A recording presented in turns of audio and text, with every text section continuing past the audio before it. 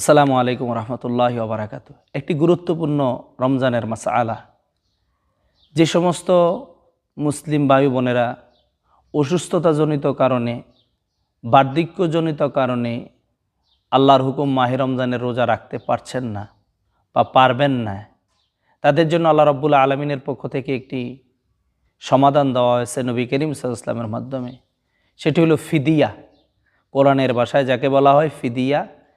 ফিদিয়াটার বাংলা শব্দ হলো ক্ষতিপূরণ দেওয়া। মাহে রমজানে কেউ যদি অসুস্থ থাকে, বার্ধক্যজনিত এবং শারীরিক অসুস্থতা থাকে, এবং সেই ব্যক্তি যদি পরে সুস্থ হয় আল্লাহর হুকুমে, সে রোজাগুলি আদায় করে নিবে।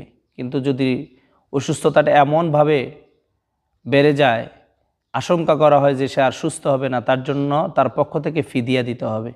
ফিদিয়াটার পরিমাণ হইল সদকাতুল ফিতর, অথবা সহজ ভাষায় একজন গরিব মানুষ মধ্যম সিস্টেমে মধ্যম মানের খাবার 2 বেলা গ্রহণ করার যে পরিমাণ অর্থ, অথবা 2 বেলা খাবার আপনি তাকে খাইয়ে দিবেন, অথবা 2 বেলা পরিমাণ মধ্যম মানের খাবার খেতে যে পরিমাণ অর্থ লাগে, সেই অর্থটা আপনি তাদেরকে দিয়ে দিবেন, গরিব মিসকিনদেরকে। তাহলে ওই অসুস্থ বান্দা এবং বান্দির পক্ষ থেকে রোজার ফিদিয়া আদায় হয়ে যাবে। যে সমস্ত ভাই বোনেরা অসুস্থ, বার্ধক্যজনিত কারণ অথবা অসুস্থতা শারীরিক কারণে, আল্লাহ রাব্বুল আলামিন তাদেরকে পূর্ণ সুস্থতা নেয়ামত দান করুক। এবং যাদের তৌফিক আছে, আপনারা এই রোজার ক্ষতিপূরণটা ফিদিয়ার মাধ্যমে আদায় করে দিবেন। আমিন। আসসালামু আলাইকুম ওয়া রাহমাতুল্লাহ।